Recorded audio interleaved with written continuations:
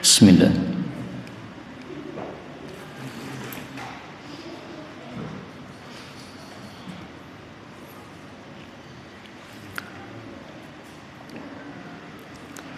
Bismillahirrahmanirrahim. Alhamdulillahi rabbil alamin. Allahumma salli wa sallim wa barik ala Muhammad wa ala ali Muhammad. Allahumma anfa'na bima 'allamtana wa 'allimna ma yanfa'una wa zidna ilma wa barik lana fi ilmina warzuqna al-ikhlasa fil qawli wal 'amali kamila wa nas'aluka Allahumma 'ilman nafi'an la yunsa wa taufiqan da'ima wa sihhatan wa afiyah amin ya rabbal alamin. Alhamdulillah kaum muslimin rahimani wa rahimakumullah. Hari ini tanggal 2 Muharram menurut penanggalan di laptop saya 1443 Hijriah. Kita lanjutkan pengajian tafsir Al-Quran satu hari satu halaman setelah beberapa hari kita libur. Kita sudah sampai pada surah Ali Imran, yaitu Mushaf Al-Quran halaman 57. Tepatnya surah Ali Imran ayat 46 sampai 52 insyaallah ta'ala. Silahkan kalau mau mengambil Mushaf Al-Quran halaman 57. Saya baca dulu. أعوذ بالله السميع العليم من الشيطان الرجيم من همزه ونفخه ونفثه ويكلم الناس في المهد وكهلا ومن الصالحين قالت رب أنى يكون لي ولد ولم يمسسني بشر قال كذلك الله يخلق ما يشاء إذا قضى أمرا فإنما يقول له كن فيكون ونعلمه الكتاب والحكمة والتورية والإنجيل ورسولا إلى بني إسرائيل أني قد جئتكم بآية من ربكم أني أخلق لكم من الطين كهيئة الطائر فأنفخ فيه فيكون طائرا بإذن الله وأبرئ الأكمه والأبرص وأحيي الموت بإذن الله وأنبئكم بما تأكلون وما تدخرون في بيوتكم إن في ذلك لآية لكم إن كنتم مؤمنين ومصدقا لما بين يدي من التوراة ولأحل لكم بعض الذي حرم عليكم وجئتكم بآية من ربكم فاتقوا الله وأطيعوني إن الله ربي وربكم فاعبدوه هذا صراط مستقيم فلما أحس عيسى منهم الكفر قال من أنصاري إلى الله قال الحواريون نحن أنصار الله آمنا بالله واشهد بأننا مسلمون. Alhamdulillahi rabbil alamin. Allahumma arhamna bil Qur'ani amin. Pada ayat-ayat yang kita baca ini ada beberapa kata yang bisa dibaca dengan dua bacaan. Yang pertama pada ayat 47 kun fayakunu, boleh juga dibaca kun fayakuna. Jadi nunnya yang terakhir itu boleh dhammah, boleh fathah. Ayat 48 wa yu'allimuhu, boleh juga seperti yang saya baca wa nu'allimuhu, ya pakai nun atau pakai ya. Ayat 49 kahai'atit tayri, boleh juga kahai'atit ta'ir.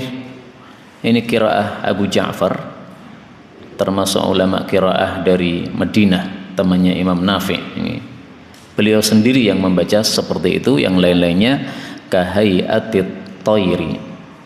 Kemudian ayat 49 fi buyutikum fi biyutikum, baknya boleh kasrah boleh dhammah sebagaimana biasanya.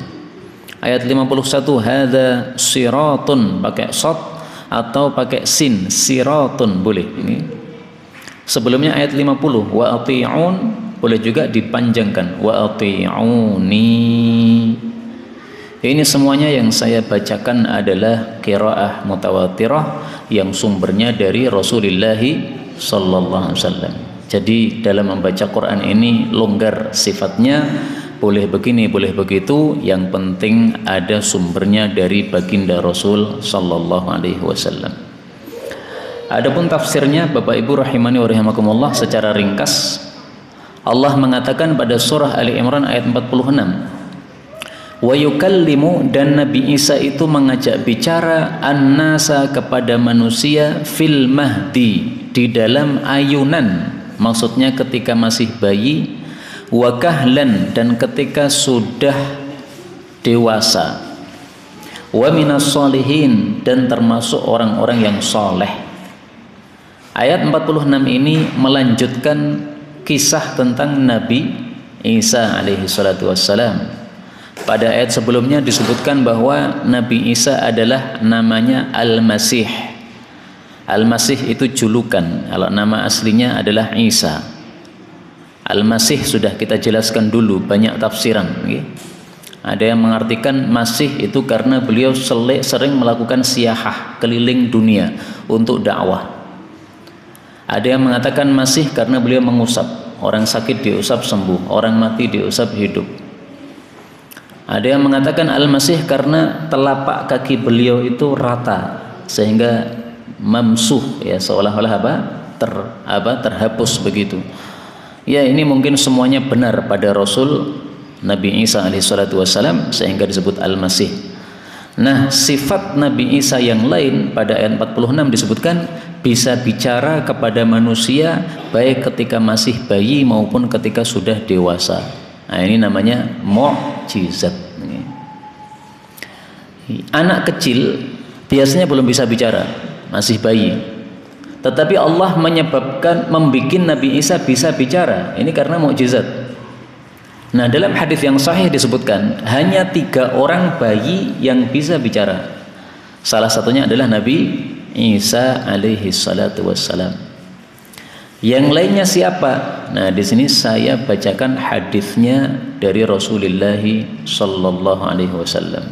Hadisnya mengatakan lam yatakallam fil mahdi illa thalathah.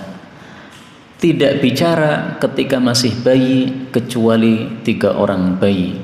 Pertama Isa, Nabi Isa. Yang kedua wa kana fi bani Israil rajulun yuqalu Juraij. Yang kedua, dulu di masa Bani Israel ada seseorang laki-laki ahli ibadah bernama Juraij. Dipanggil ibunya sedang sholat, dia malah melanjutkan sholatnya. Akhirnya ibunya marah, ibunya mendoakan, ya Allah, jangan matikan anakku ini sampai dia melihat wajahnya pelacur. Akhirnya dia dituduh berzina dengan seorang pelacur. Maka ketika dia dituduh begitu, dan bayi sudah dibawa oleh si pelacur tadi mengatakan ini bayi hasil hubungan saya dengan Juraij, maka Juraij minta izin sholat dulu 2 rakaat. Setelah sholat 2 rakaat kemudian dia berdoa kepada Allah, kemudian dia datangi bayinya ini, dia sentuh, hei bayi, kamu ini anaknya siapa? Nah, tiba-tiba si bayi tadi bisa mengatakan, menjawab, bapakku adalah penggembala kambing. Nah, maka Juraij pun bebas dari tuduhan. Ini yang kedua. Yang ketiga, ada seorang bayi disusui oleh seorang wanita laki-laki dari Bani Israel. Lewatlah seorang laki-laki yang mengendarai kuda yang pakaiannya mewah. Maka ibunya mengatakan, ya Allah, jadikanlah bayiku ini nanti seperti orang yang kaya ini. Maka si bayi tadi langsung meninggalkan tetek ibunya. Kemudian dia melihat kepada orang yang mewah tadi. Kemudian bayi ini mengatakan, Allahumma ya Allah la taj'alni mithlah, jangan engkau jadikan saya seperti orang ini. Kemudian dia netek lagi, ibunya kaget. Kemudian setelah itu lewat seorang budak wanita. Budak wanita ini dituduh oleh orang-orang, kemudian dipukuli. Kemudian ibunya ini mengatakan, ya Allah jangan jadikan bayiku ini seperti budak ini, kasihan. Maka si bayi malah meninggalkan teteknya, kemudian berdoa, ya Allah jadikan saya seperti budak wanita yang dipukuli dan dituduh-tuduh ini. Maka ibunya bertanya, kenapa begitu? Maka si bayi bisa menjawab, Ar-Raqib Jabbar. Adapun yang mengendarai kuda tadi, yang kaya tadi, itu adalah seorang diktator. Yaquluna, adapun hadhil amah, adapun budak wanita yang dipukuli tadi, yaquluna saraqat zanat, mereka mengatakan dia berzina, dia mencuri, maka dipukuli. Walam taf'al, padahal dia bebas dari tuduhan itu semuanya. Ini hadis muttafaqun alaih, jadi kita harus percaya isinya. Nah, inilah 3 bayi yang dikatakan Nabi bisa bicara ketika masih bayi. Tapi saya temukan hadis yang lain, riwayat Imam Hakim, lam yatakallam fil mahdi illa arba'ah, tidak bisa bicara ketika masih bayi kecuali 4 bayi. Pertama Nabi Isa, yang kedua adalah saksi dalam kasus Nabi Yusuf alaihissalatu wassalam, yang ketiga adalah bayinya Jurej tadi, dan yang keempat adalah anaknya Masyitah, yaitu penyisir Fir'aun. Ini hadis riwayat Hakim dan disahihkan oleh Hakim dan Zahabi. Maka kalau kita gabungkan 2 hadis ini, berarti totalnya ada 5 bayi yang bisa bicara. Nabi Isa, kemudian 2 bayi Bani Israel tadi yang sudah kita baca hadisnya, kemudian saksi dalam kisah Nabi Yusuf, nanti dilihat dalam surat Yusuf bagaimana ceritanya. Kemudian adalah anaknya Masyitah yang menyisiri apa? Fir'aun. Ketika Fir'aun menyiksa Masyitah ini untuk dimasukkan ke dalam api yang menyala-nyala, atau dalam periuk yang berisi air panas, maka Masyitah ketakutan. Maka bayinya mengatakan, wahai ibu, masuklah ke dalam air itu, nggak ada masalah, karena nanti kalau sudah masuk ke dalam air ternyata tidak terasa panas. Kaum muslimin rahimani wa rahimakumullah, kita ambil beberapa faedah dari ayat 46 ini. Faedah yang pertama, wa yukallimun nas, Nabi Isa bicara kepada manusia, ini maksudnya berdakwah. Jadi kelebihan Nabi Isa apa? Sudah mulai dakwah sejak masih bayi. Nah, dakwahnya Nabi Isa ketika masih bayi itu bagaimana? Disebutkan pada surat Maryam ayat 30 sampai ayat 33. Qala inni abdullahi ataniyal kitaba wa ja'alani nabiyya. Nabi Isa mengatakan ketika masih bayi, aku adalah hamba Allah. Allah memberiku kitab dan menjadikan aku seorang nabi, dan seterusnya sampai pada ayat 33 surat Maryam. Nah, ini dakwahnya Nabi Isa ketika masih bayi. Faedah kedua, yang dimaksud kahlan ketika usia dewasa, ya. Dalam bahasa Arab istilah kahlun itu adalah orang yang usianya sudah lebih dari 30 tahun sampai sekitar 50 tahun. Jadi kalau belum balik disebut sobi, anak kecil. Kalau sudah balik disebut syabun, pemuda, sampai usia 30. Di atas 30 disebut kahlun, dewasa, sampai 50. Di atas 50 disebut syaikhun, mbah atau orang tua. Nah, itu istilah dalam bahasa Arab. Maka dari sini kita ambil pelajaran bahwa Nabi Isa ketika diangkat ke langit berarti usianya sudah lebih dari 30 tahun. Karena Nabi Isa masih sempat dakwah pada masa kahlan. Kahlan itu usia 30 ke atas. Nah, disebutkan dalam riwayat-riwayat tafsir bahwa Nabi Isa ketika naik ke langit itu usianya adalah sekitar 33 tahun. Sekitar berapa? 33 tahun. Kalau benar riwayat ini, berarti Nabi Isa itu usianya seperti usia ahli surga. Ahli surga nanti semuanya usianya 33 tahun. Panjenengan yang sudah tua-tua masuk surga usia balik menjadi 33. Yang masih belum 33 ditambah usianya jadi 33. Ini hadisnya sahih, sudah kita tampilkan dulu. Kemudian faedah ketiga, ayat ini menunjukkan bahwa Nabi Isa termasuk as-solihin, orang-orang yang soleh. Maksudnya gimana? Maksudnya selain beliau itu punya ilmu yang sahih, ilmu yang benar, demikian juga punya amal yang soleh. Karena itu manusia ini kalau mau utama harus mengumpulkan dua hal ini, ilmunya sahih, amalnya soleh. Kalau kita tidak bisa punya dua-duanya, minimal kita ambil salah satunya. Enggak punya ilmu, tidak termasuk ulama, enggak apa-apa. Yang penting termasuk orang yang beramal soleh. Jangan sampai kita salah satunya enggak punya sama sekali.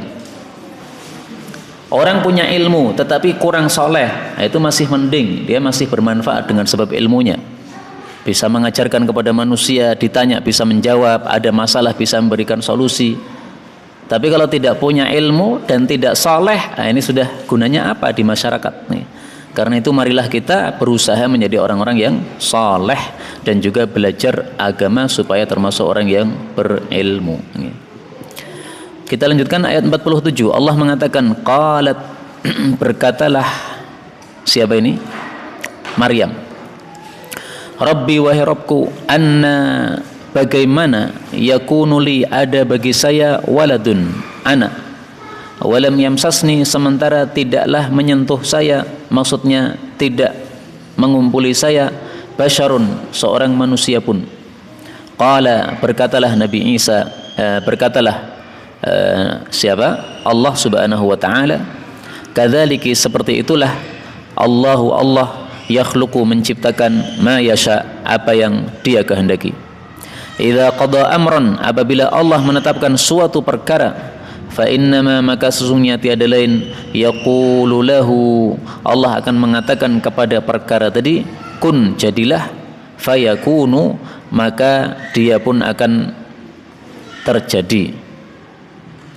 Ayat ini menunjukkan bahwa Nabi Maryam alaihi salatu wassalam ketika diberitahu oleh malaikat bahwasanya dia akan melahirkan seorang nabi, maka Maryam bertanya.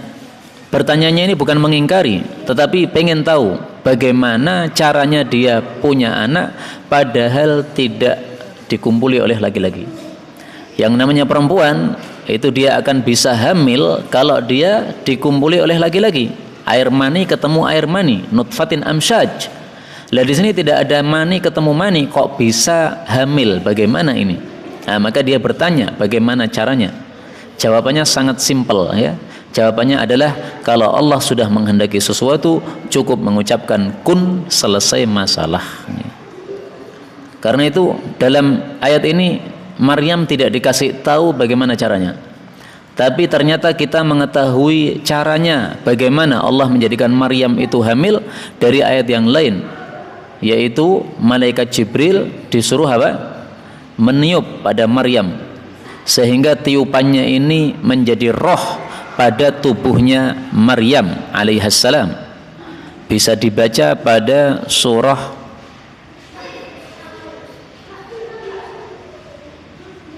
apa?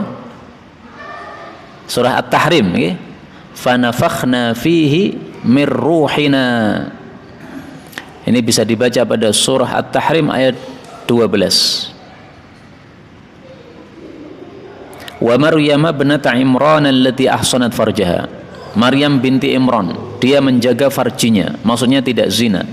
Fanafakhna fihi mir ruhina, maka kami tiup roh kami. Maksudnya malaikat Jibril disuruh oleh Allah meniup roh ke dalam tubuhnya Maryam. Wa saddaqat bi kalimati rabbiha wa kutubihi wa kanat minal qanitin. Dalam kitab-kitab tafsir disebutkan bahwasanya tiupan malaikat Jibril ini masuk pada jaib. Ya, jaib itu adalah lubang baju pada kerah baju ini. Nah, ini ada lubangnya. Okay? Nah, maka tiupannya masuk, kemudian masuk ke dalam perutnya Maryam, akhirnya jadi janin, hamil. Nah, maka mudah bagi Allah untuk menjadikan seorang wanita itu hamil. Bahkan ada hadis yang sangat dahsyat mengatakan, andai Allah tetapkan batu itu hamil, bisa. Apa kata Nabi SAW? Beliau mengatakan, ini sabda Nabi kepada orang yang suka melakukan azl kepada istrinya. Azl itu menumpahkan sperma tidak pada rahim, di luar rahim. Maka Nabi mengatakan, "Lau annal ma'a alladhi yakunu minhul walad." Andaikan air mani yang ditetapkan akan muncul bayi darinya, ahraqtahu ala sakhrah, kamu tumpahkan pada batu, la akhrajallahu ta'ala minha walada, sungguh Allah akan keluarkan seorang anak dari batu tadi. Hadis riwayat Ahmad, derajatnya sahih. Jadi kalau Allah sudah menetapkan sesuatu nggak bisa ditolak. Air mani tidak ditumpahkan dalam rahim, tapi dikeluarkan. Allah takdirkan harus ada bayi, akan jadi bayi juga. Bagaimanapun caranya terserah Allah Subhanahu wa ta'ala. Ditumpahkan pada batu, batu hamil juga gampang bagi Allah Subhanahu wa ta'ala. Kemudian perlu diketahui bahwa ketika Allah mengatakan kun, jadilah, maka jadinya apa yang dikehendaki oleh Allah ini tanpa jeda. Jadi tidak perlu nunggu 1 menit dulu baru jadi, atau 1 detik dulu baru jadi. Kalau harus nunggu 1 menit 1 detik, itu berarti Allah tidak maha kuasa. Karena Allah tidak bisa menjadikan langsung.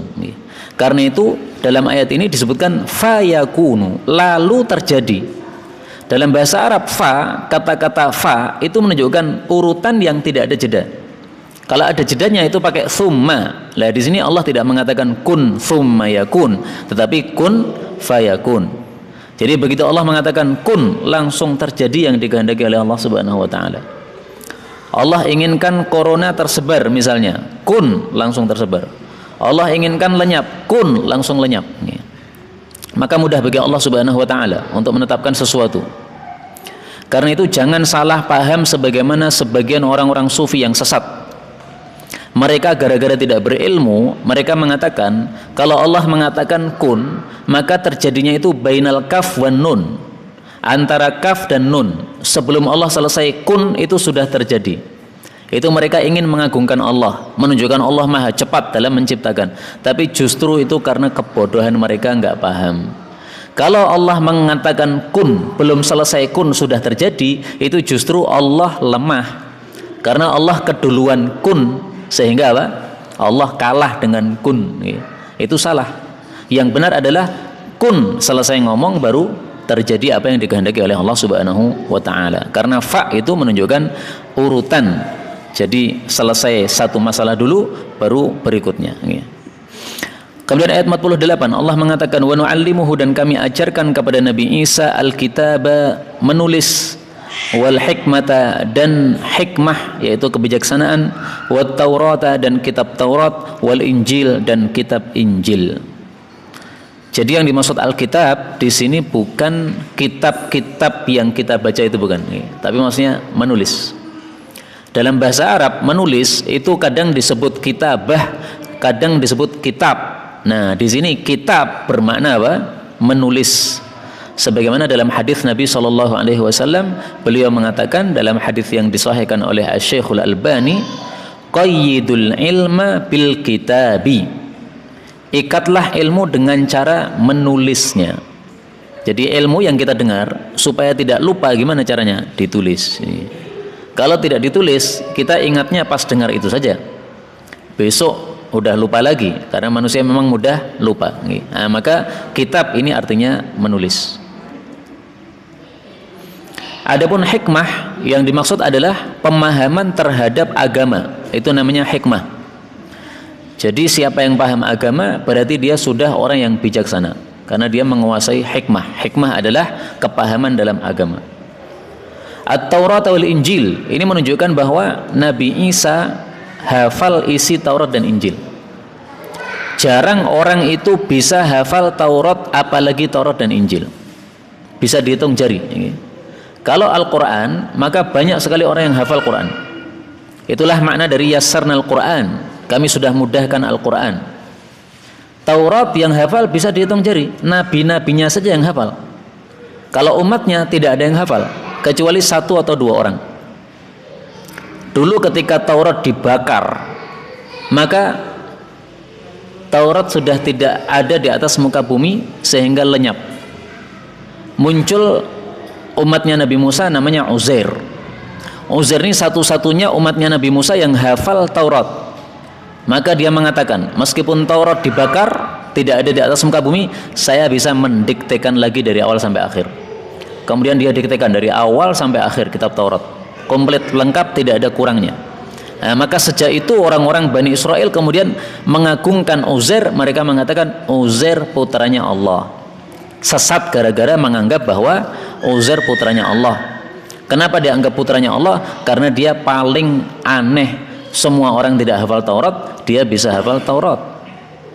Injil juga begitu, yang bisa hafal Injil itu hanya beberapa orang, bisa dihitung jari.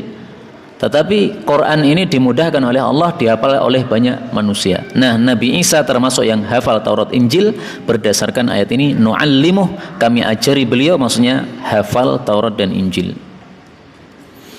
Dari sini juga kita ambil pelajaran bahwa nabi-nabi itu ada yang kitabnya membawa sendiri, ada yang kitabnya melanjutkan nabi sebelumnya. Nabi Isa kitabnya bawa sendiri, kitab Injil. Nabi Musa sebelumnya sudah bawa kitab yang lain, kitab Taurat.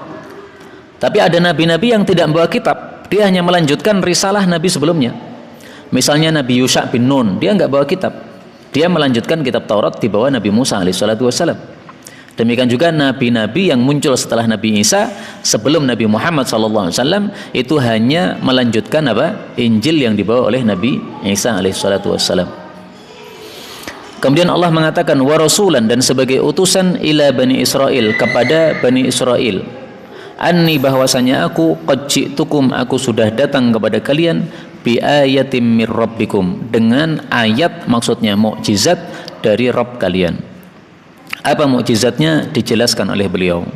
Anni, bahwasanya aku ini akhluqu lakum, aku menciptakan untuk kalian, minat tini, dari tanah, kahai'atit ta'ir, seperti bentuk burung. Fa anfukhu fihi, lalu saya tiupkan pada tanah ini, fayakunu ta'iran, lalu dia menjadi seekor burung, biiznillah, dengan izin Allah Subhanahu wa taala. Wa ubri'ul akmaha, dan aku ini menyembuhkan orang yang buta, wal abrasa, dan orang yang belang, wa uhyil mauta, dan aku menghidupkan orang-orang yang mati. Semuanya itu biiznillah, dengan izin Allah. Wa unabbiukum, dan aku mengabari kalian bima ta'kulun, dengan apa yang kalian sedang makan, yaitu yang kalian makan hari ini. Wa ma tadakhirun, dan apa yang kalian simpan, maksudnya untuk besok, fi biyutikum, di dalam rumah-rumah kalian. Inna fi dzalika, sesungguhnya dalam hal itu, la ayatan, sungguh ada tanda, maksudnya mukjizat kenabian saya, lakum, bagi kalian semuanya, in kuntum mu'minin, jika kalian itu orang-orang yang beriman. Ayat ini menunjukkan bahwa Nabi Isa diutus kepada siapa? Bani Israel. Nabi Isa mengatakan wa rasulan ila Bani Israel, tidak mengatakan wa rasulan ila qaumi. Dia tidak mengatakan saya utusan untuk kaumku. Kenapa? Karena Nabi Isa bukan termasuk Bani Israel. Ada 2 nabi yang tidak diutus kepada kaumnya. 1 Nabi Isa, kedua Nabi Muhammad SAW. Adapun Nabi Isa diutus kepada Bani Israel, dia bukan termasuk Bani Israel. Adapun Nabi Muhammad SAW tidak hanya diutus kepada kaumnya saja, tapi diutus kepada seluruh manusia. Selain 2 nabi ini, semua nabi itu diutus kepada kaumnya masing-masing. Nabi Musa diutus kepada Bani Israel. Bani Israel adalah kaumnya Nabi Musa alaihissalam. Nabi Yunus diutus kepada kaumnya. Nabi Hud diutus kepada kaumnya. Semuanya kepada kaumnya. 2 nabi ini saja yang bukan, tidak hanya kepada kaumnya. Kemudian ayatin itu maksudnya adalah mukjizat. Tentang mukjizat, para ulama mengatakan kullu nabiyyin, setiap nabi, bu'itsa bima yunasibu ahla zamanihi, diutus membawa mukjizat yang sesuai dengan kondisi pada masa tersebut. Di masa Nabi Isa, ilmu yang populer adalah ilmu kedokteran. Maka Nabi Isa disuruh membawa mukjizat yang mengalahkan seluruh ilmu kedokteran yang ada. Kedokteran tidak mampu menghidupkan orang mati. Kalau sudah mati ini sudah nggak bisa diatasi lagi, udah kubur sudah. Kedokteran tidak bisa menyembuhkan orang yang buta. Buta ya sudah, biarkan buta sampai mati ya buta. Perhatikan kata-kata apa? Al-akmah. Saya menyembuhkan orang yang buta. Al-akmah diperselisihkan tafsirnya apa, tetapi tafsiran yang paling terkenal adalah al-akmah itu orang yang butanya sejak lahir. Kalau awalnya dia melihat, kemudian di tengah-tengah kehidupannya dia buta, nah itu masih ada kemungkinan bisa disembuhkan. Tapi kalau sejak lahir buta, putih matanya, ini sudah tidak mungkin apa? Disembuhkan. Nah, inilah mukjizat Nabi Isa alaihissalatu wassalam. Nggak ada seorang dokter pun yang bisa melakukan seperti yang dilakukan Nabi Isa.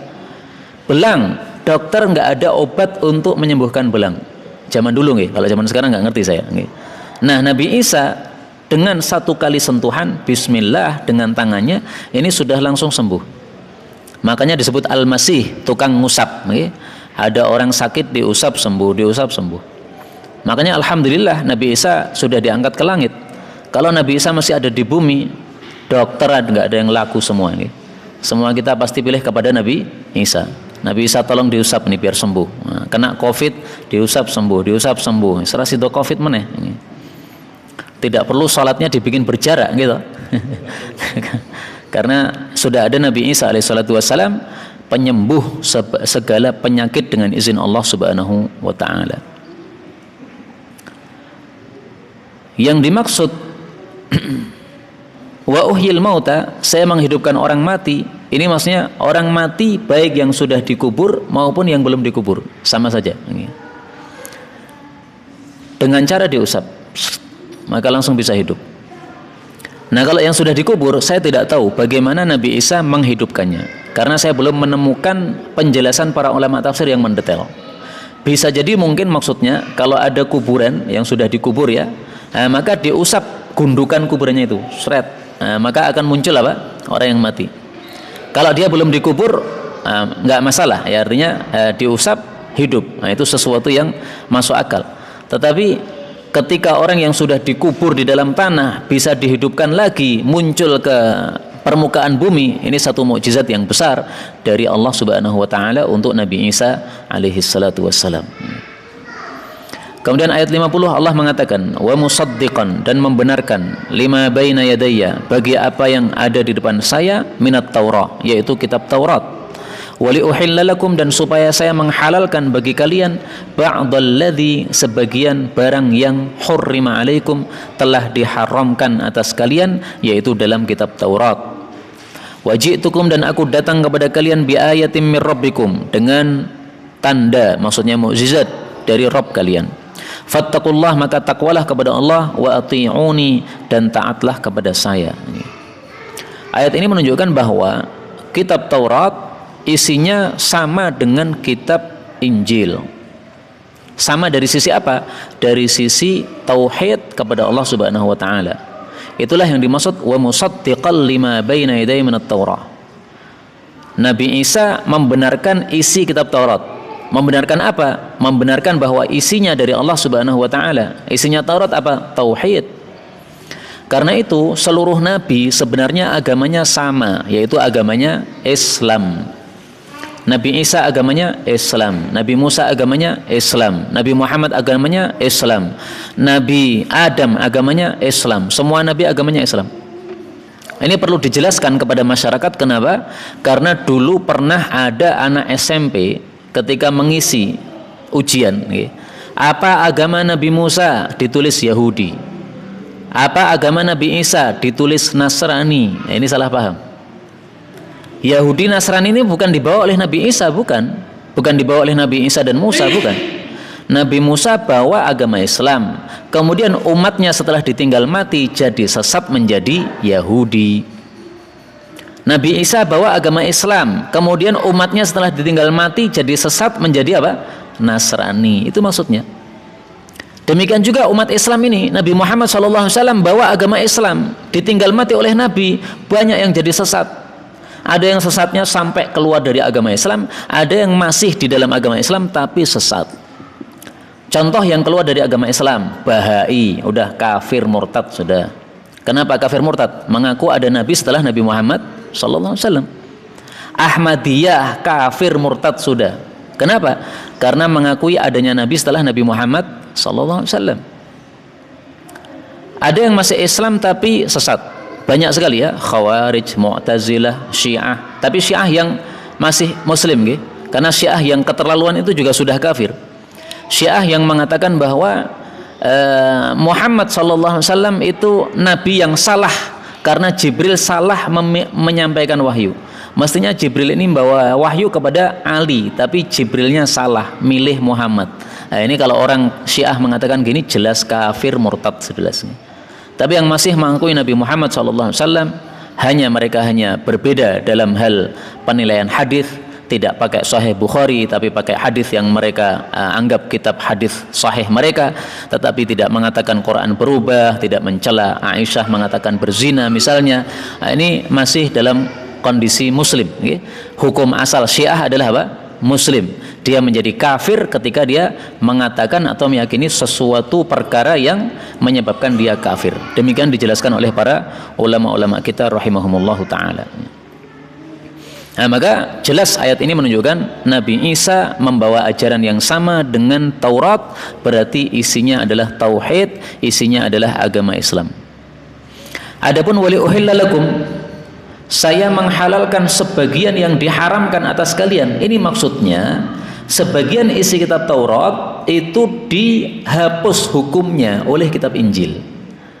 Jadi begini, kitab Taurat yang isinya tidak dihapus oleh kitab Injil masih berlaku, tetapi yang isinya sudah dihapus oleh kitab Injil sudah tidak berlaku.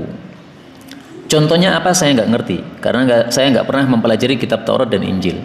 Tapi misalnya begini, misalnya dalam kitab Taurat dikatakan susu sapi haram misalnya, kemudian Injil mengatakan susu sapi halal. Nah, itu berarti apa? Menghapus hukum. Jadi penghapusan hukum itu sudah ada sejak zaman kitab-kitab terdahulu. Demikian juga berlaku dalam Al-Quran ini. Dalam Al-Quran banyak kita temukan ayat-ayat yang sudah dihapus hukumnya. Contohnya misalnya ayat yang menyuruh kita untuk salat menghadap ke Baitul Maqdis. Nah, itu sudah dihapus dengan ayat yang menyuruh kita salat ke arah Ka'bah.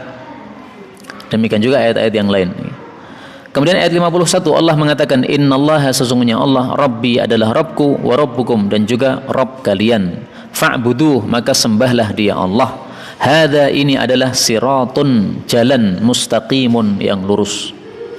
Maksudnya Nabi Isa adalah saya dan kalian itu derajatnya sama di hadapan Allah, sama-sama wajib menyembah Allah. Seolah-olah Nabi Isa mengetahui bahwa dia akan dijadikan sebagai apa? Anak Tuhan. Nah, maka Nabi Isa sebelum-sebelumnya sudah mengatakan jangan menyembah selain Allah. Allah saja yang berhak disembah. Saya menyembah Allah, kalian juga menyembah Allah Subhanahu wa ta'ala. Maka yang dimaksud fa'buduh, menyembah, itu maksudnya mengesahkan Allah. Sebagaimana kata Ibnu Abbas mengatakan kullu ma warada fil Qur'ani minal ibadah, setiap kata-kata ibadah di dalam Quran fa ma'nahu tauhid, itu maksudnya adalah tauhidlah kepada Allah. Jadi fa'buduh bukan hanya sekedar menyembah. Kalau hanya menyembah, banyak orang-orang kafir menyembah Allah Subhanahu wa ta'ala. Seperti Husain sebelum masuk Islam, dia ditanya oleh Nabi Muhammad SAW, hei Husain, kamu nyembah berapa Tuhan? Maka Husain mengatakan sab'atun, saya punya Tuhan 7. Sittatun fil ardi, yang 6 di bumi, wahidun fis sama, yang 1 yang di langit, yaitu siapa? Allah Subhanahu wa ta'ala. Nah, maka fa'buduh di sini bukan hanya menyembah tok, tetapi mengesahkan. Kalau hanya menyembah tidak berguna kalau masih disertai dengan syirik. Karena itu setiap hari kita disuruh membaca iyyaka na'budu, hanya padamu kami mengabdi. Maka mengabdi tidak kepada selain Allah, tidak kepada negeri, tidak kepada ibu pertiwi, tidak kepada bapak, tidak kepada ibu. Mengabdi hanya kepada Allah Subhanahu wa ta'ala. Kemudian siratul mustaqim, jalan yang lurus, menurut para ulama tafsir, kata-kata siratul mustaqim dalam Al-Quran itu maknanya adalah al-Islam. Nah, ini berarti dalil yang kedua bahwasanya Nabi Isa itu membawa ajaran agama Islam, karena dia mengatakan hadza siratum mustaqim, ya. Siratul mustaqim adalah mengesahkan Allah, dan itulah inti ajaran Islam. Falamma maka tatkala ahassa merasakan Nabi Isa minhum dari mereka al-kufra kekafiran, qala dia mengatakan man ansari, siapakah penolong-penolong saya ilallah kepada Allah. Qala al-hawariyun, berkata hawari, nahnu ansarullah, kamilah penolong-penolong Allah. Amanna billah, kami beriman kepada Allah. Washhad, dan persaksikanlah bi anna muslimun, bahwasanya kami adalah orang-orang yang muslim. Jadi Nabi Isa setelah lama berdakwah, kemudian melihat kaumnya kok bertambah-tambah dan berlanjut-lanjut dalam kekafiran, tidak mau menerima dakwah. Maka Nabi Isa kumpulkan umatnya yang sudah mau masuk Islam. Beliau bertanya, siapa yang mau menolong saya kepada Allah? Maksudnya menolong untuk dakwah kepada Allah Subhanahu wa taala. Jadi Nabi Isa akan menyebarkan dai-dainya. Karena beliau dakwah sendiri tidak mengatasi masalah. Karena apa? Banyak yang masih nekat kafir. Nah, maka kaumnya yang hawariyun, mereka menjawab, kamilah penolong-penolong Allah. Dari kata-kata ansarullah inilah muncul istilah Nasrani. Nasrani itu artinya apa? Penolong Allah. Jadi Nasrani itu asalnya bagus, menolong Allah, yaitu berdakwah, mengajak orang untuk masuk ke dalam agama Islam. Tapi setelah itu Nasrani jadi sesat gara-gara meninggalkan kitab suci mereka. Kaum muslimin rahimani wa rahimakumullah, hawariyun itu artinya apa? Diperselisihkan oleh para ulama. Tetapi Ibnu Katsir mengatakan as-sahih annahu an-nasir. Pendapat yang benar adalah hawari itu artinya penolong. Dalilnya apa? Dalilnya hadis Rasulullah sallallahu alaihi wasallam. Beliau mengatakan dalam hadis yang sahih, inna likulli nabiyyin hawariyan. Sesungguhnya setiap nabi itu punya hawari. Wa inna hawariyyi min ummati Az-Zubair ibnu Ammati. Sesungguhnya hawari saya, yaitu penolong saya dari kalangan umatku, adalah Zubair, yaitu putranya bibi saya. Ini gara-gara Zubair bin Awam, sepupu Nabi SAW, ini sangat pemberani dalam perang, sehingga setiap kali ditanya siapa yang berani untuk dikirim ke sana, dia mengatakan saya. Siapa yang berani? Saya. Siapa yang berani? Saya. Akhirnya Nabi mengatakan ini berarti Zubair adalah hawari saya. Nah, hadis ini menunjukkan bahwa hawari itu artinya apa? Penolong. Nah, hawariyun ini jumlahnya berapa? Wallahu a'lam bishawab. Allah tidak menyebutkan jumlah mereka, hanya para ulama berselisih pendapat jumlah mereka berapa. Tidak penting bagi kita mengetahui berapa jumlah mereka, apa pekerjaan mereka. Diperselisihkan juga oleh para ulama. Apa pekerjaan hawari ini? Ada yang mengatakan soyat, yaitu pemburu, suka berburu. Pekerjaannya berburu. Enggak penting bagi kita untuk mengetahui apa pekerjaan mereka, siapa nama mereka, berapa jumlah mereka, karena tidak disebutkan oleh Allah Subhanahu wa taala. Yang paling penting adalah kita ambil pelajaran dari ayat ini, yaitu mereka namanya diharumkan oleh Allah gara-gara menolong agama Allah. Karena itu kalau kita menolong agama Allah, yaitu mendakwahkan Islam ini atau mengamalkan Islam ini sehingga banyak yang mengamalkan juga, maka nama kita akan diharumkan oleh Allah sebagaimana hawariyun diharumkan namanya oleh Allah Subhanahu wa taala. Betapa banyak para ulama yang sudah mati tapi namanya sampai sekarang masih harum, itu karena tiada lain karena menolong agama Allah Subhanahu wa taala. Wallahu a'lam bissawab. Inilah yang dapat kita pelajari, benarnya dari Allah, dan apabila ada salahnya fa astaghfirullahal azim li wa lakum.